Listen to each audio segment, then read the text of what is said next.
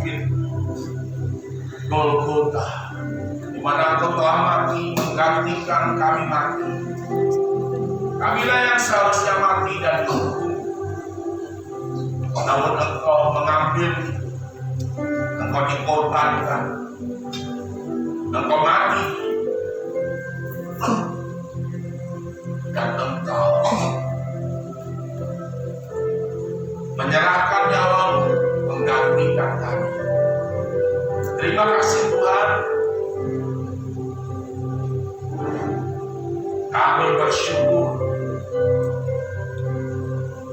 di dalam nama Tuhan kami Yesus manusia. Terima kasih. Terima kasih. Darah Yesus menyucikan. Darah Yesus menebus, memperdamaikan, menebus dan membayar lunas.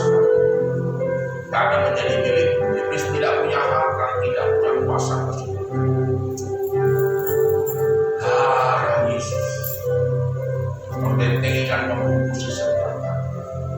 Terima kasih Tuhan. Dalam nama Tuhan kami Yesus. Amin. Shalom Bapak Ibu saudaraku yang saya kasih dalam Tuhan. Mungkin ada yang baru pertama kali beribadah di gereja ini. Selamat datang. Kita adalah keluarga di dalam Tuhan. Amin. Ya, puji Tuhan. Kita akan melihat satu kebenaran firman Tuhan di dalam Matius pasal yang ke-28. Matius pasal yang ke-28. Kamu naruh semakin sampai. Oh, belum. Iya, Matius pasal 28 ayat yang kedua, 5 dan 6. Coba dikecilkan sedikit saja. Kita baca bersama-sama, mari saudara berdiri. Matius 28 ayat yang kedua, 5 dan 6.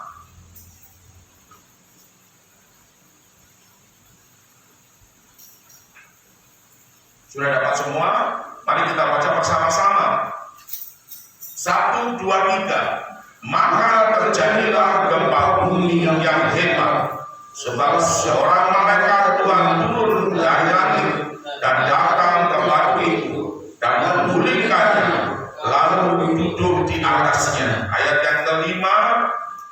Akan tetapi malaikat itu berkata kepada perempuan-perempuan itu, janganlah kamu takut, sebab aku tahu kamu mencari Yesus yang disalibkan itu. Ia tidak ada di sini, sebab ia telah bangkit, sama seperti yang telah dikatakannya. Mari lihatlah tempat ia berbaring. Puji Tuhan.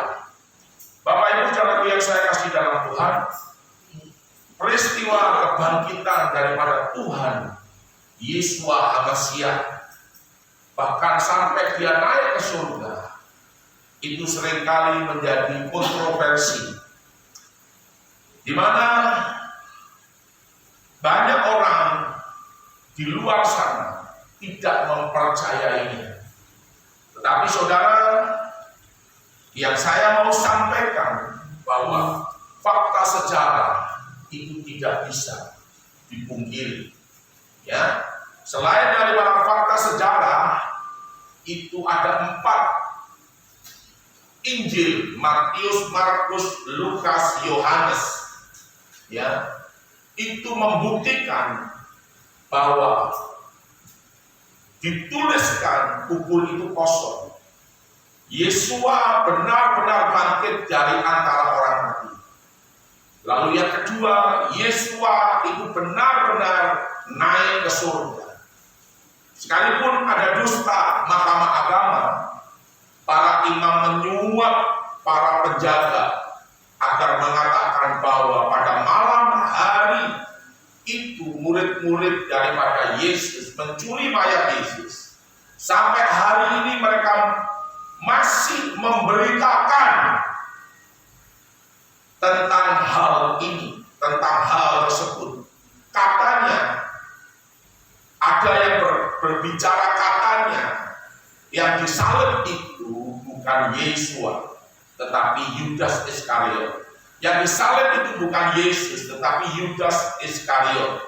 Orang yang diserupakan, orang yang mirip dengan Yesus. Nah, saudaraku yang saya kasih dalam Tuhan, semuanya boleh berargumen, semuanya boleh menyangkal, tetapi fakta-fakta sejarah nanti akan membuktikan bahwa benar-benar yang bangkit itu adalah Yesua HaMasiah, Yesus Kristus Tuhan. Benar-benar yang disalib itu adalah Yesua HaMasiah, yang bangkit dan yang naik ke surga. Dan nanti dia akan datang untuk yang kedua kalinya, menjemput saudara dan saya yang setia. Nah, saudara, saya akan cerita terlebih dahulu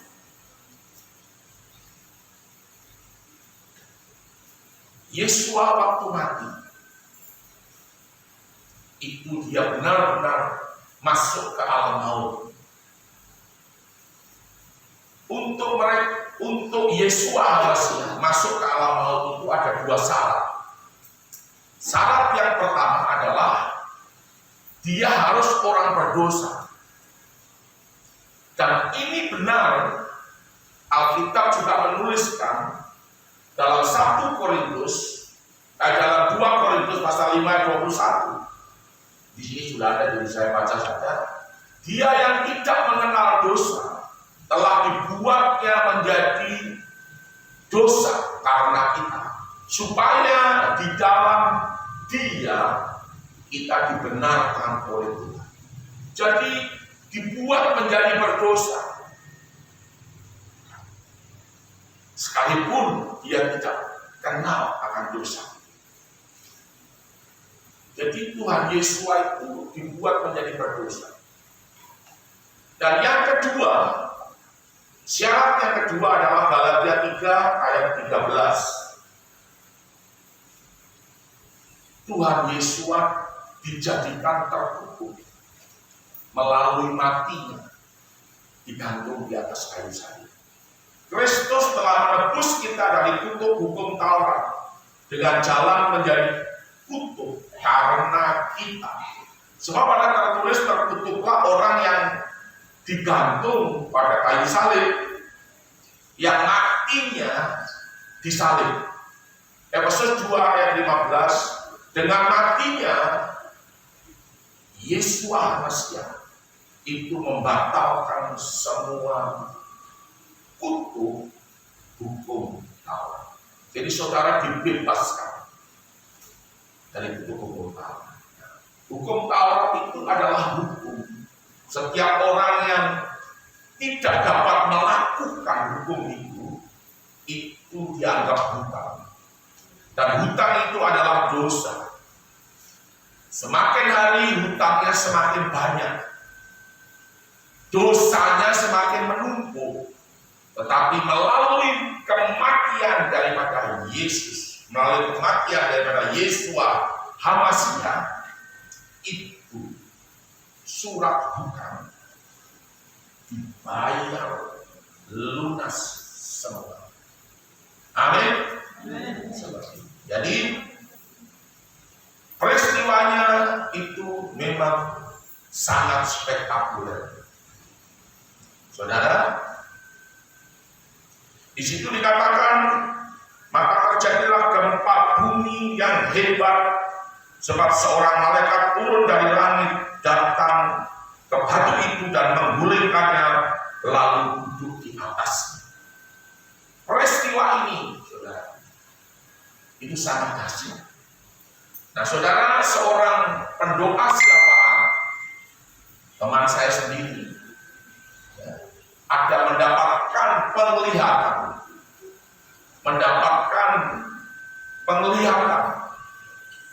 tentang bagaimana Tuhan kita Yesua HaMasiah ini mulai dari menderita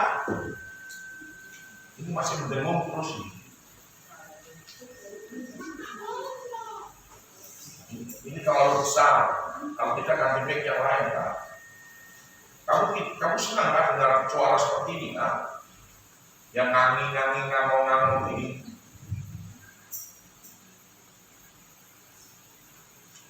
Saudaraku, teman saya ini, dia berdoa. Sebenarnya apa yang terjadi? Lalu Tuhan memberikan. Saudara, waktu dia dicambuk, dan dicambuk itu yang terkelupas itu bukan kulitnya, itu dagingnya terkoyak dan jatuh, sehingga tulang-tulangnya itu kelihatan, tulang di punggungnya semua itu kelihatan, dan itu sungguh sangat mengerikan sekali. Dikatakan oleh firman Tuhan, dia bukan seperti manusia lagi. Dia bukan seperti manusia lagi. Seperti itu. Lalu waktu dia pikul salib, ini juga berulang-ulang kali dia jatuh. Dan salib itu menimpa kepalanya. Saudara. Menimpa tubuhnya. Betul-betul Tuhan kita, Yeshua HaMashiach itu dihancurkan. Saya mengapa pakai nama Yeshua HaMashiach? Karena Yeshua HaMashiach itu nama original name, nama asli. Kalau kau diberkati, kau pergi ke Israel, kau akan tahu original name. Jadi ya terserah. Ya, kalau buat saya, Yeshua HaMashiach itu adalah nama yang diberikan waktu dia lahir. Hari ini telah lahir bagimu juru selamat. Itu namanya Yeshua HaMashiach, bukan Yesus Kristus. Nama Yesus itu diberikan waktu bapak-bapak gereja kita keluar dari Yerusalem ke Roma. Dan nama itu di sana dipopulerkan dengan nama Yesus di dalam, dan Kristus itu yang diurangi, itu bahasa Latin. Jadi saudara, Yesus Kristus ini adalah bahasa mereka dan dipopulerkan dengan bahasa Inggris Jesus Christ.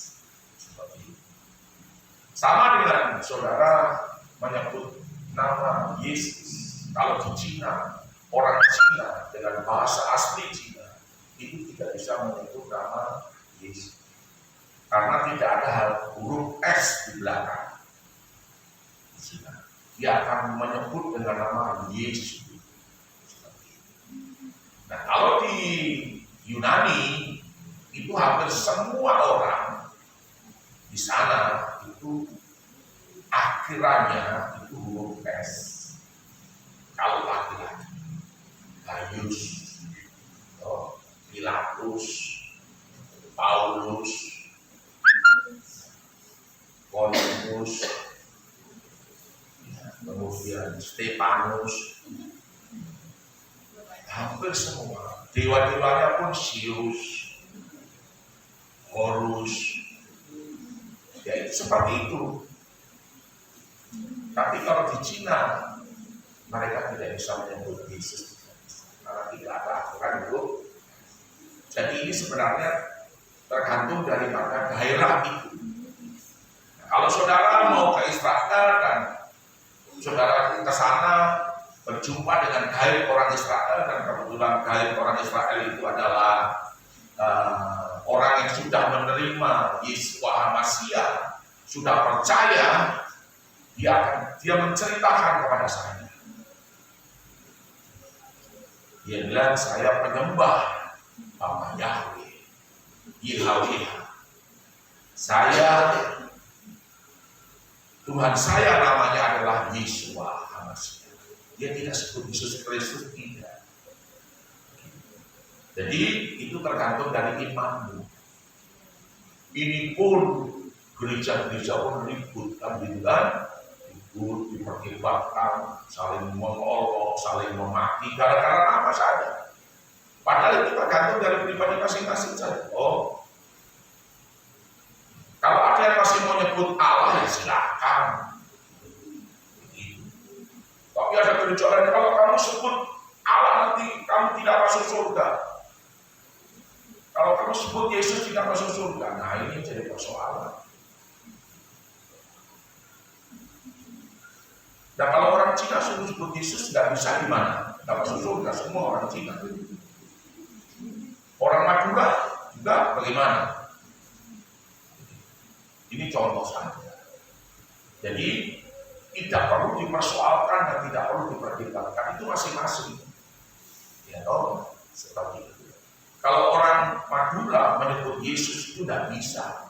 Dia menyebut dengan nama OS Yesus. Loh itu betul, saya bukan mau tipu saudara, tidak.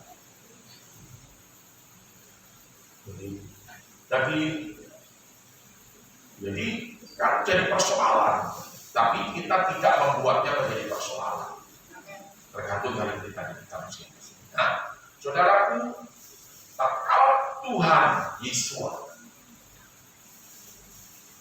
digantung di atas kayu salib, itu sebenarnya dagingnya sudah terkoyak-koyak, tubuhnya sudah hancur. Saudaraku, dia digantung. Tangan dan kakinya ada mahkota bumi dan dia mati. Nah, waktu dia mati ini, penglihatan itu terus berlanjut dan dia harus ke alam maut. Dia harus ke neraka. Dan waktu dia berjalan menuju ke neraka, menuju ke pintu maut, karena neraka itu kerajaan maut. Pintunya pintu kerajaan maut. Nah, pada waktu itu penghuni neraka, bosnya, yaitu si Lucifer, berkata, jangan izinkan dia, jangan izinkan Yesus HaMashiach masuk ke tempat ini. Jadi dengan semua kekuatan daripada neraka ini menahan pintu itu. Padahal pintu ini akan otomatis terbuka tatkala orang itu memenuhi syarat untuk masuk neraka. Syaratnya apa? Pertama adalah orang yang berdosa, dan yang kedua adalah orang yang terkutuk. Nah, Tuhan Yesus HaMashiach ini memenuhi syarat. Jadi secara otomatis pintu itu harus terbuka. Tetapi karena ada yang menahan di dalam, maka pintu itu bergetar.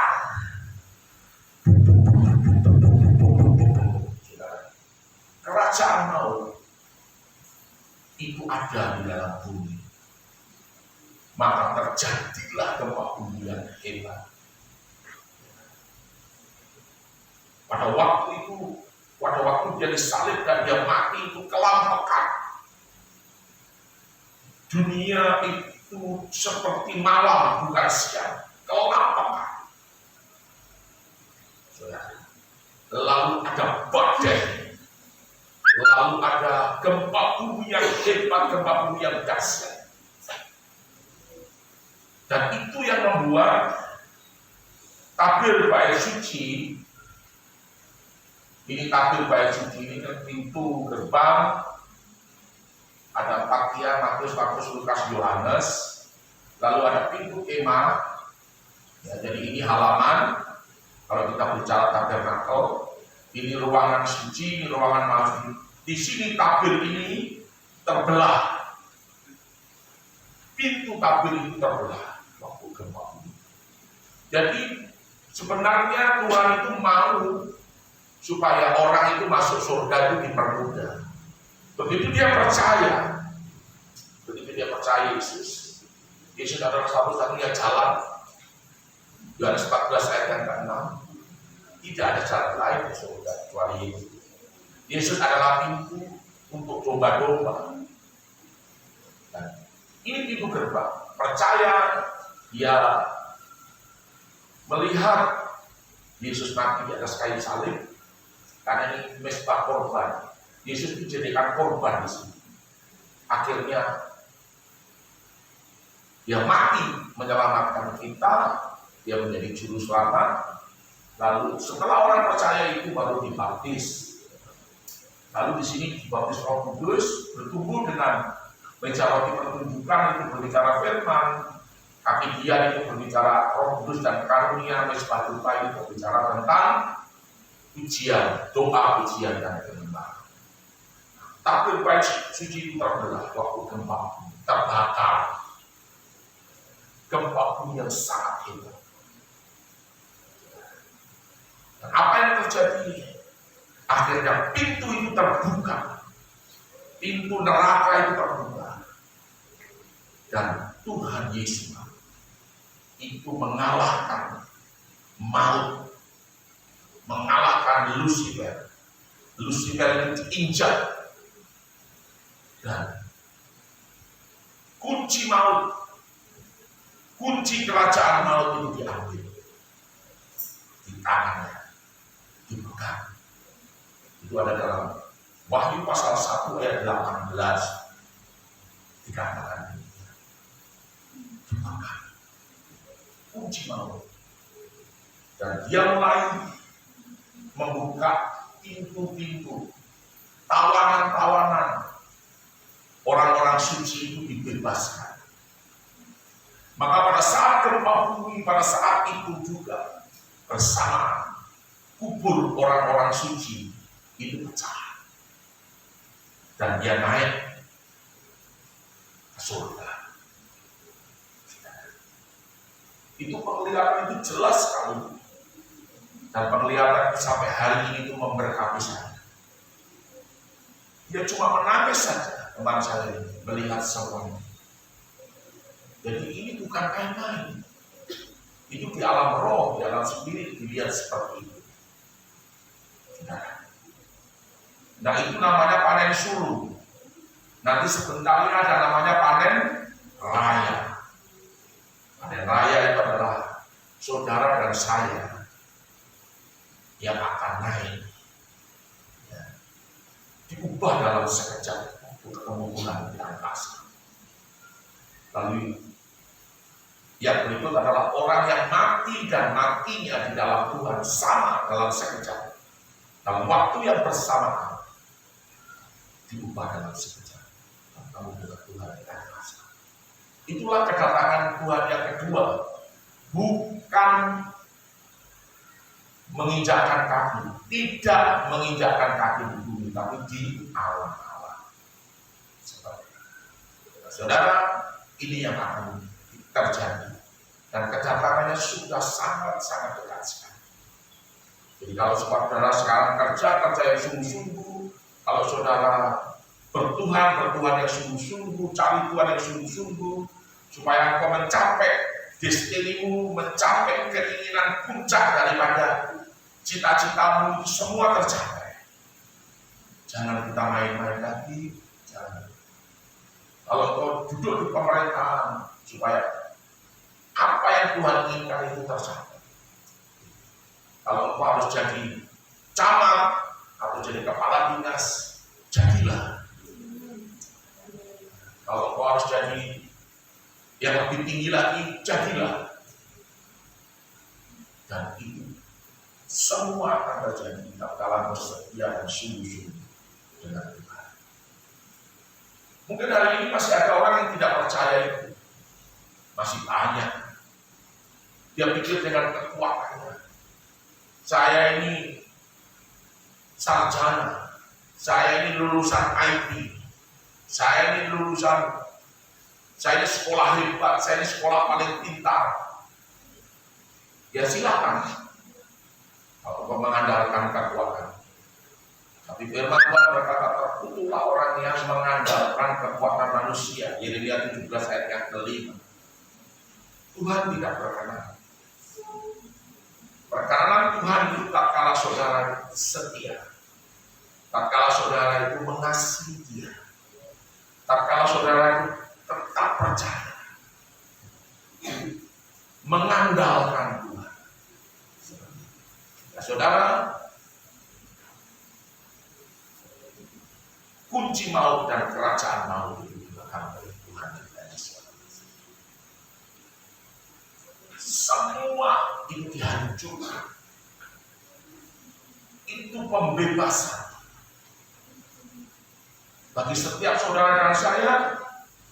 Kematiannya ini benar-benar membuktikan bahwa ada kuasa yang besar, ada kuasa yang hebat, ada kuasa yang dahsyat.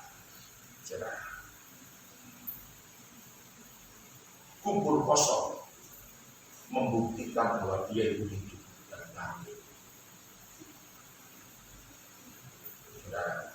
Itu ada ayatnya dalam Efesus 1:19-21. Ada kuasa yang hebat, ada kuasa yang dahsyat. Tolong Bapak baca Efesus 1:19-21. Kuasa. Efesus pasal 1 ayat yang ke-19. Dan betapa hebat kuasanya bagi kita yang percaya. Betapa hebat kuasanya bagi kita yang percaya. Sesuai dengan kekuatan kuasanya. Sesuai dengan kekuatan kuasanya. Yang dikerjakannya di dalam Kristus dengan terus dengan membangkitkan dia dari antara orang mati dan menundukkan dia di sebelah kanan di surga. Ayat 1, jauh lebih tinggi dari segala pemerintah dan penguasa dan kekuasaan dan kerajaan, dan tiap-tiap nama dapat disebut, bukan hanya di dunia ini saja, melainkan juga di dunia yang akan datang. Jadi namanya itu adalah nama yang lebih tinggi dari setiap nama yang disebut di atas muka bumi ini.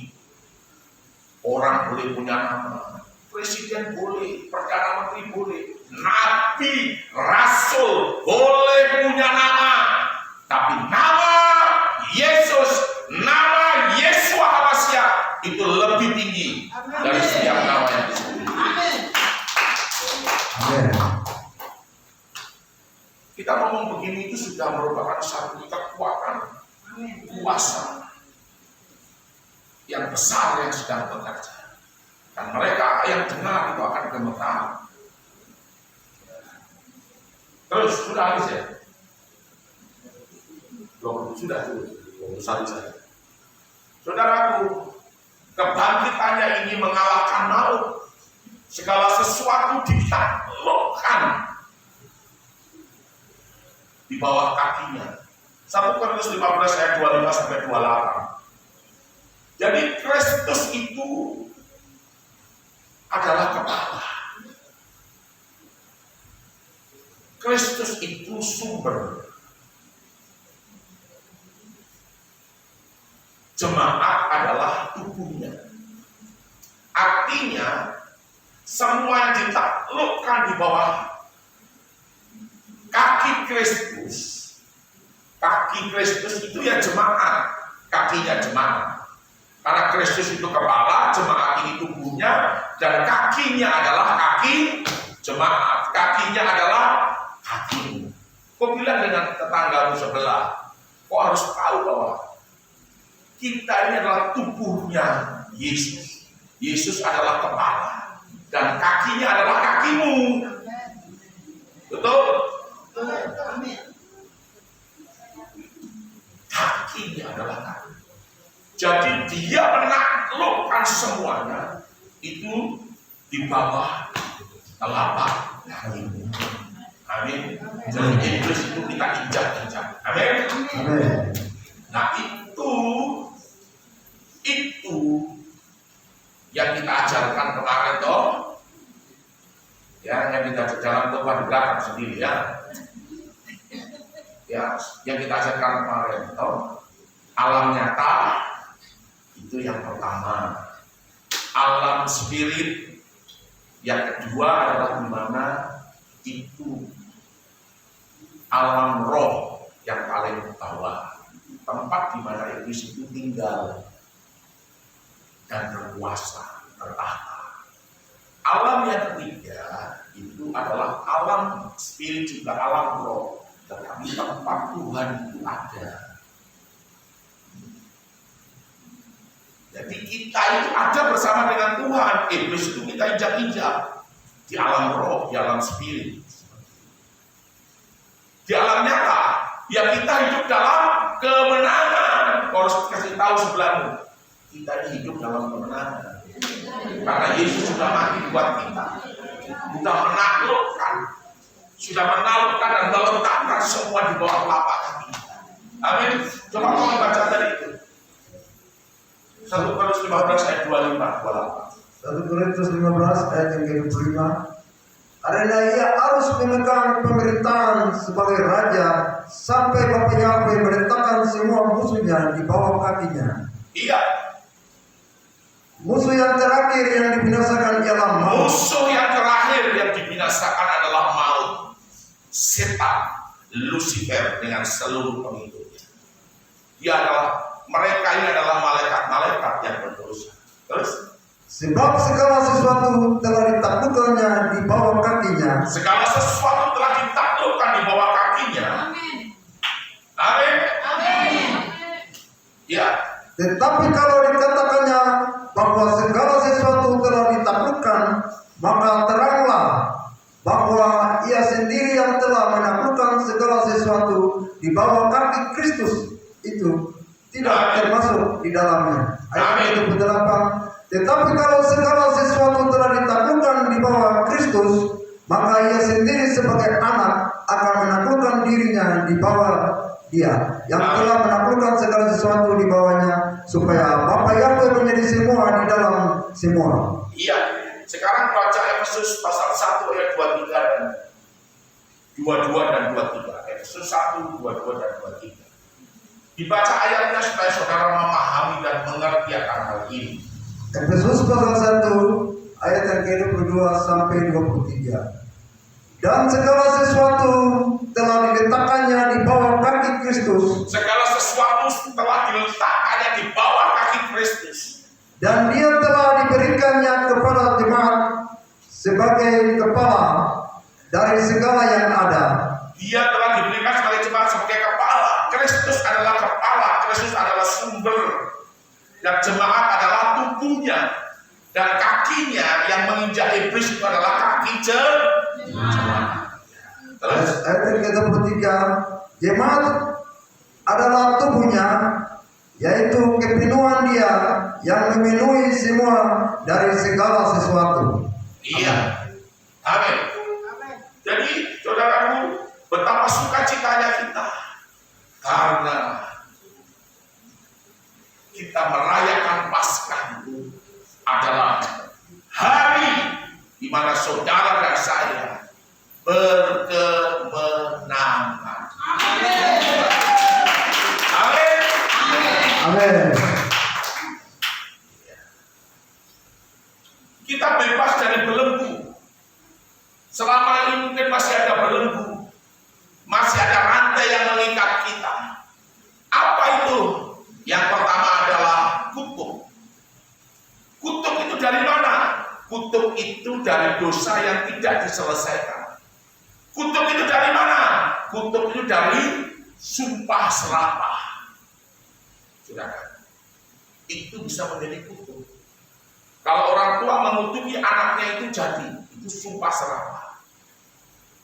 Itu jadi. Contoh saja orang tua itu mengatakan, kamu nanti tidak akan berumur panjang, kamu nanti tidak akan punya anak, kamu nanti akan hidup susah dan menderita, maka itu akan buruk dan akan jadi. Karena orang tua itu punya otoritas. Itu sumpah serapah. Kutuk itu terjadi karena apa?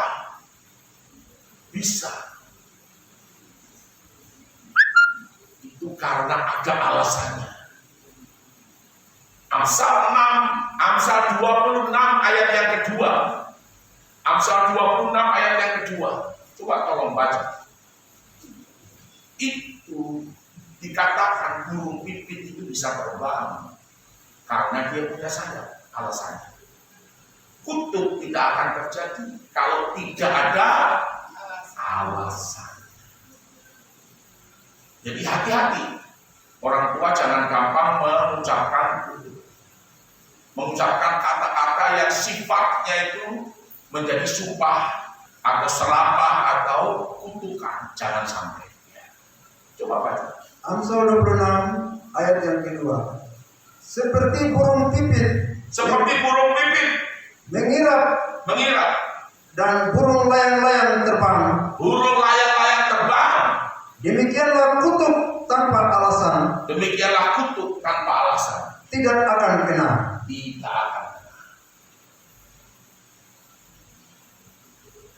Dalam kitab Ratapan itu dikatakan, hakim-hakim ya, dikatakan bahwa bapak-bapak kami, moyang-moyang kami berbuat dosa, tapi mereka melakukan kedurjanaan, melakukan kejahatan, tapi kami ini anak-anaknya harus menanggung akibatnya. Itu kutuk. Seperti itu. Harus menanggung akibatnya. Itu namanya kutuk nenek moyang. Kalau bapakmu, kemudian kakekmu, buyutmu, penyembah berhala, menyembah setan, itu kutuknya akan turun. Berzina. Oh, kalau dulu kan kawin lebih dari satu, katanya tidak apa-apa. Saudaraku, itu tidak benar. Kawin, cerai tidak. Kutuk perzinahan bekerja. Lalu kutuk ikatan dunia orang mati. Oh, sampai hari ini pun kita masih sering dengar, saudara boleh pergi ke kuburan, silakan, tapi jangan bicara pada orang yang sudah mati. Kok datang begini, tete, ini cucu datang. Tete, ada cucu ini mau buat skripsi, jadi tete tolong saya. Berkumpul, tete ke kuburan. Tete, dengar supaya anak ini lulus, supaya cucu ini lulus dari ujian. Saudaraku, kok tak tahu bahwa kompeten itu buta huruf?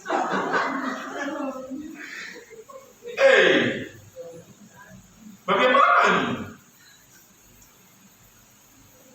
Seandainya tete itu di dalam menjawab, cucu, tete ini buta huruf, kira-kira kau lari atau tidak? Kau pasti lari dong. Sembarang saya. Ini betul, saudara. Jadi jangan kita main-main. Karena dunia orang hidup ini dengan dunia orang mati itu tidak ada hubungannya, tidak ada. Kalau orang mati dan matinya dalam Tuhan, dia sudah tidak ada di kuburan, itu tidak ada. Itu hanya jasadnya, itu hanya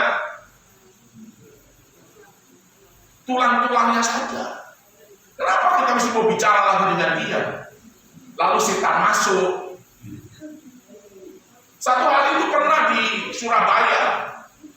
Ini kebiasaan etnis Cina itu kan biasa kalau ke kuburan itu kan bawa itu makanan, bawa capcay, mie goreng, kuyung hai, pokoknya makanan sate ayam, sate babi dia bawa semua. Ada apel, ada jeruk, ada apa. Dong pikir ini nanti anaknya yang mati nanti dia makan. Lalu suami istri ini karena sayang dan cinta sama dia bawa. Begini dong tinggal. Itu makanan ada yang makan, tapi bukan setan yang makan, orang yang makan. Begini suami istri bilang, oh lihat kita punya anak sudah makan barang-barang ini, makan, tunggu masakan, tunggu buah. Padahal orang lain yang makan. Aduh. Saudara, satu hari ketahuan bahwa yang makan ini bukan orang yang ada dalam kubur, tapi yang makan adalah anak-anak semua yang suka berkeliaran di itu yang makan. Baru hari itu juga perempuan suami istri ini dengan istrinya itu langsung stop. Setelah usaha lagi sudah stop. Gitu. Jadi begitu saudara. Itu kutuk. Dan kutuk itu harus dibebaskan. Amin. Dan melalui kematian Kristus, melalui kematian Yesus Masiah ini, kutuk itu dihancurkan. Amin. Dosa apa yang mengikat? Ada dosa-dosa yang mengikat. Karena dosa yang mengikat ini tidak bisa dilepaskan saja. Mungkin saudara sudah mengaku tapi berbuat dosa lagi, mengaku dan berbuat dosa lagi. Contoh saja, orang yang biasa suka maki-maki, itu nanti dia, aduh, kenapa kau maki-maki lagi, dosa lagi. Aduh, kenapa ini, kenapa. Lalu berbohong juga sama. Nah, itu makanya perlu latihan untuk melepas dari semuanya. Dan kematian Yesus Masiah, Paskah ini membuat saudara semua dibebaskan dari semua dosa yang mengikat. Amin. Yang mengikat itu semua dihancurkan. Lalu ketakutan. Saudaraku, ketakutan karena apa? Ketakutan karena masa depan. Ketakutan nanti tidak dapat suami. Ketakutan nanti tidak dapat istri. Itu kan ketakutan juga. Kekhawatiran. Jangan-jangan suami saya nanti selingkuh, jangan-jangan istri saya nanti selingkuh, jangan-jangan anak saya nanti, sampai yang buruk sekalipun itu ada. Karena jangan-jangan ini kekhawatiran. Itu tidak boleh terjadi, tidak boleh ada. Amin. Kau harus berkata, aku punya masa depan karena aku punya Yesus Masiah. Masa depan ada di dalam Dia. Aku punya calon suami yang aku idamkan karena Tuhan akan berikan kepada yang terbaik. Amin. Aku punya calon istri karena nanti Tuhan akan berikan yang terbaik. Jangan kau membayangkan, aduh, yang tinggi-tinggi jangan, boleh silahkan, tetapi ya, firman Tuhan berkata itu sepadan. Ya, saya dulu waktu dengan saya punya istri yang sekarang ini, itu ada dua. Saya tidak perlu sebutkan namanya, tetapi yang satu ini orang kaya, betul-betul kaya, punya gereja besar, punya apartemen, punya ini di Amerika. Saya pikir begini, Tuhan, saya hidup selalu menderita, jadi kalau boleh saya kawin dengan orang kaya. Tapi bukan kehendak Tuhan, tapi aku minta kehendak-Mu yang jadi. Begini, kau suka kenalan, makan bersama, dua-dua makan bersama. Tetapi waktu saya cari dia, saya kejar sampai ke Surabaya itu tidak ketemu. Sepertinya pun jalan ditutup. Langsung saya bilang ini bukan kehendak. Jadi saudaraku, jangan paksa-paksa orang, jangan. Lalu ketemu di pasar impres, lalu gandeng perempuan itu bawa pulang, jangan. Ketemu nanti di pelabuhan feri sana lalu bawa pulang, jangan. Kau bilang dengan papa dan mama, ini calon istri saya. Harusnya papanya tanya, kau dapat dari mana? Kau ambil dari mana? Kau ambil di pasar impres, mama. Aduh, jangan. Mau cari istri begitu. Tidak boleh. Jangan tertawa, jangan. Karena ini pelajaran buat anak-anak ini. Kamu berdoa, amin. Berdoa minta Tuhan, Tuhan kasih yang terbaik. Semua yang kamu inginkan, kamu berdoa. Mau jadi polisi, kamu mau jadi tentara, kamu berdoa. Dan orang tua itu juga faktor penentu. Karena orang tua itu harus mendukung dan menopang anak. Betapa bangganya dan bahagianya kalau anaknya itu sukses. Kok senang anakmu tidak sukses kan?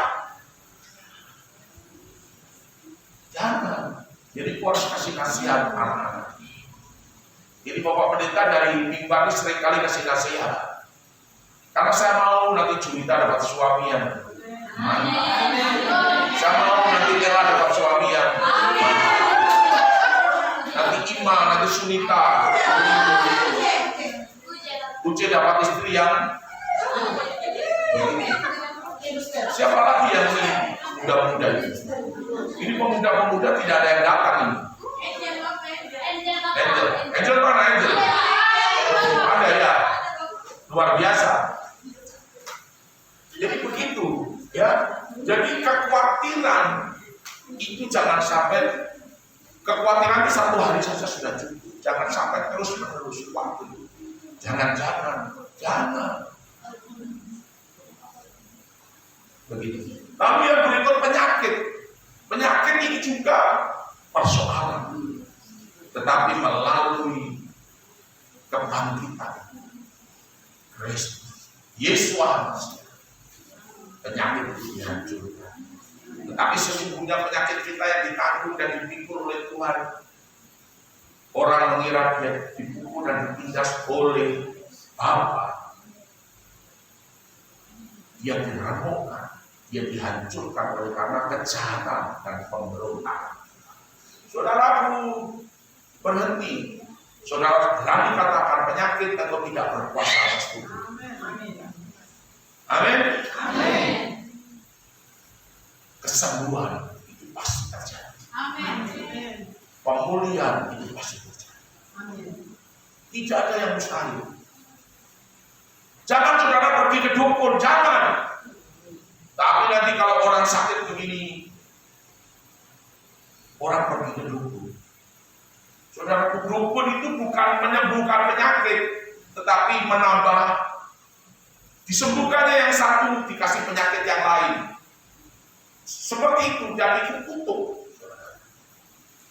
Saudara bertemu dengan dukun, peramal, itu kutuk. Jangan. Saudara datang ke dokter, itu boleh. Karena dokter itu ilmu pengetahuan berasal dari Tuhan. Saudara pergi ke Pak Pendeta, itu boleh. Berdoa supaya Tuhan pulih. Kalau belum ada waktunya, ada masanya, saudara tinggal lakukan tindakan profetik dengan mengucapkan firman. Tetapi sesungguhnya penyakit saya, sebutkan penyakit apa? Sebutkan, itu yang ditanggung dan dipikul oleh Tuhan. Ucapkan setiap hari, ucapkan terus. Dan itu nanti masanya dia akan berhenti. Karena firman itu akan bekerja, firman itu akan terus. Dia tidak akan pernah berhenti. Dia akan terus bekerja. Berkumandang, amin. Dan itu akan mengerjakan kuasa dari firman, dari perkataan kita yang diurapi ini akan bekerja. Jadi firman melalui perkataan yang kita ucapkan itu adalah perkataan yang ditopang dan didukung sepenuhnya oleh Roh Kudus, didorong oleh Roh Kudus, itu akan terjadi. Amin. Jadi hutang, siapa yang masih suka berhutang, sebentar hutang. Saudara harus berani berkata bebas dari hutang hari ini. Di hari raya Paskah, di mana Yesus Masias sudah mati dan dia masuk ke dalam alam maut, sudah mengalahkan maut. Musuh sudah diinjak, musuh sudah dihancurkan dan dikalahkan. Musuh sudah ditaklukkan. Hari ini juga aku minta dibebaskan dari hutang. Mungkin belum sekarang engkau bebas dari hutang, tetapi nanti engkau akan bebas dari hutang. Amin. Yang suka kredit itu, kredit, stop, berhenti kredit. Saya tidak izinkan jemaat ini suka kredit, jangan. Karena itu akan mencekik lehermu pelan-pelan, tapi pasti. Jangan kau punya gaji 5 juta, kau kredit 3,5 juta atau 4 juta. Sisa bawa pulang uang cuma 1 juta. Kau kredit 3,5 juta, bawa pulang ke rumah uang cuma 1,5 juta. Baru kau pakai makan dengan anak dan istrimu. Padahal sebenarnya dengan 5 juta itu kau berkelimpahan, bercukup. Tapi karena kau kredit. Kalau saya jadi bupati juga saya tidak akan izinkan pegawai itu kredit lebih dari 50%. Saudara benar ini, karena kadang-kadang cuma itu dapat amplop kosong. Belum lagi nanti uang yang dipakai mabuk, belum lagi. Itu harus dibuat peraturan, harusnya. Karena itu yang membuat kenapa orang bisa menjadi pencuri, kenapa orang bisa korupsi dan lain sebagainya. Saudara, kredit. Kalau bank itu ada tulisan, saya tidak mau sebutkan bank. Kredit 1 hari cair tanpa biaya. Mau promosi, saudara, tanpa biaya. Siapa bilang tanpa biaya? Waktu saya ambil kredit juga 500 juta waktu itu kita harus bayar 7,5 juta untuk jaminan. Itu uang hilang. Untuk jaminan sertifikat apa semua ada sebagainya. Saudaraku, tapi karena kita butuh ya kita mau saja. Tapi stop hutang. Jangan punya kebiasaan hutang. Karena firman Tuhan berkata, janganlah hendaknya kamu berhutang kepada siapapun juga. Karena hutang itu nanti akan membebani hidup. Seperti itu. Mari, ya, di Paskah yang hari kemenangan besar ini, saudara, kita deklarasikan. Amin. Ayo kita berdiri, kita deklarasikan. Kita berdiri. Pada hari ini, katakan, pada hari ini, Minggu, tanggal 31 Maret 2024, saya dalam nama Tuhan Yesus Hamasiah mematahkan kutuk yang diwariskan dari moyang saya, kutuk perzinahan, kutuk penyembahan berhala, kutuk ikatan dunia orang mati, dibebaskan dari saya, diputuskan dari saya, tidak berkuasa dalam hidup saya. Saya bebas dari kutuk. Semua dosa yang mengikat hari ini diputuskan di dalam nama Tuhan Yesus. Putus, berhenti dalam nama Yesus Hamasiah. Semua ketakutan dan kekhawatiran saya patahkan. Saya tidak takut masa depan. Saya tidak takut akan hidup saya. Tuhan Yesus pelihara saya. Tuhan Yesus cukupi saya. Tuhan Yesus memenuhi kehidupan saya sampai saya berkelimpahan. Tuhan adalah Tuhan yang tidak terbatas. Dan itulah Tuhan saya. Yesus Hamasiah. Saya percaya saya akan diberkati. Diberkati sampai berkelimpahan. Dalam nama Yesus Hamasiah. Sakit penyakit saya katakan tidak berkuasa atas tubuh saya. Penyakit apapun engkau tidak berkuasa. Asam urat, kolesterol, jantung, limpa, ginjal, paru-paru, stroke dipatahkan. Berkuasa atas hidup saya. Semua hutang hari ini saya katakan, saya putuskan, saya bebas dari hutang. Saya bebas dari hutang. Dalam nama Tuhan Yesus. Melalui kematian Kristus, Yesus Hamasiah, semua sudah diletakkan di bawah telapak kaki saya. Saya injak, saya injak semuanya. Dan tidak berkuasa, katakan tidak berkuasa atas hidup saya. Amin.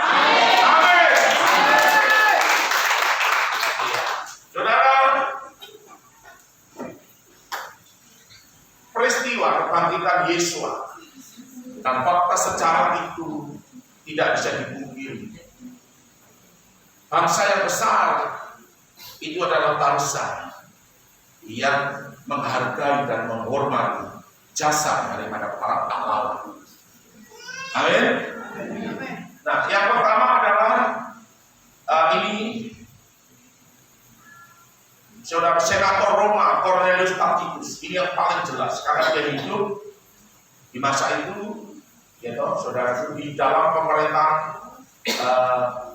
Kaisar Nero, dan di Yudea, di provinsi Yudea itu ada Pontius Pilatus yang diangkat menjadi gubernur.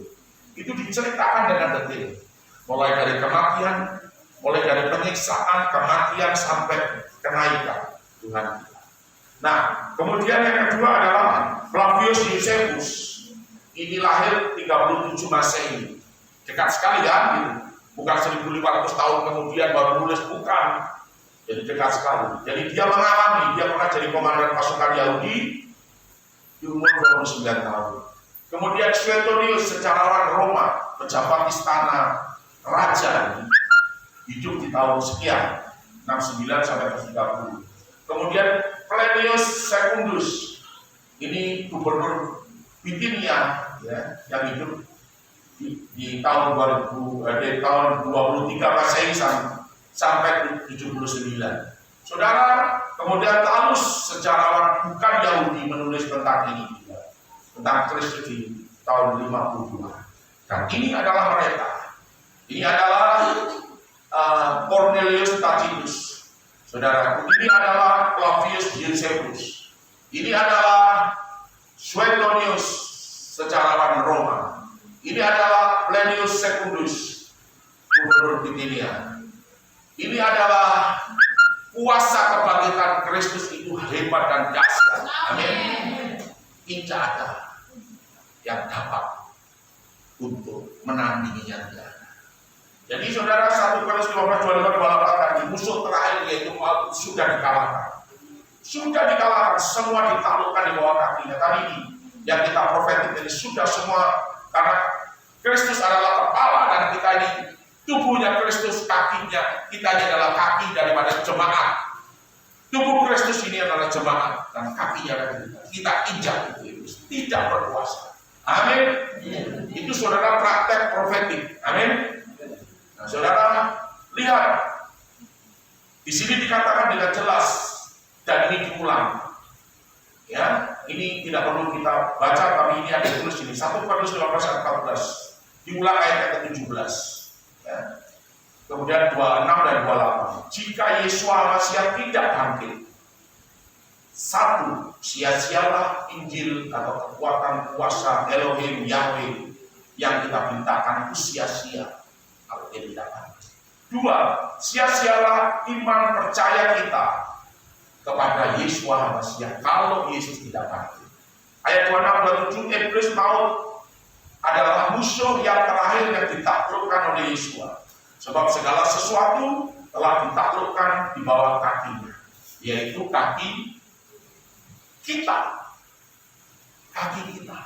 Karena Kristus kepala, kita adalah jemaat tubuhnya, dan kakinya adalah kaki kita. Amin.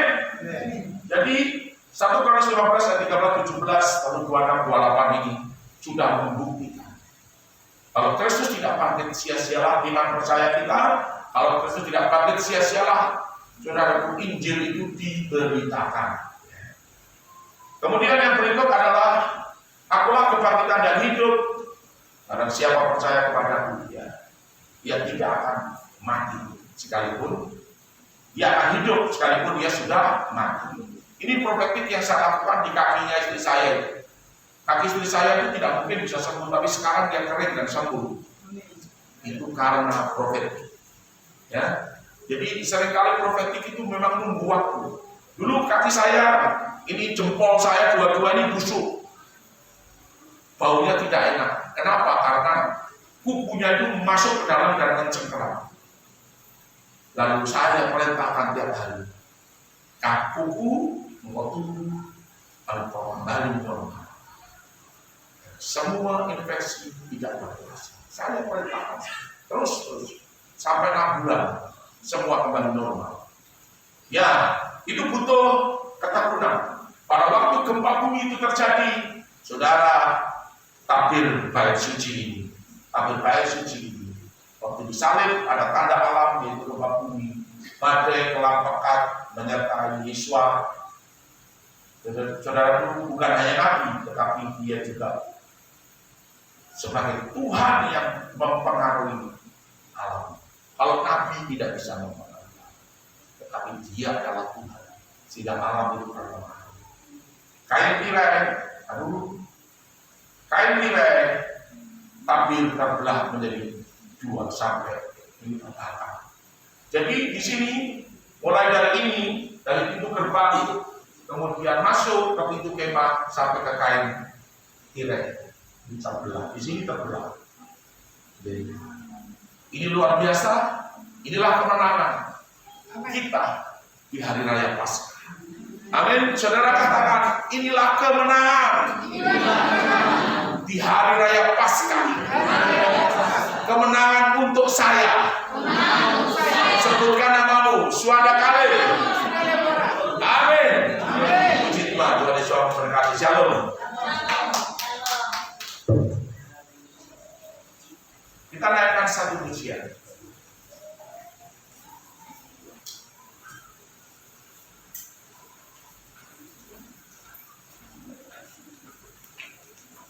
Ya.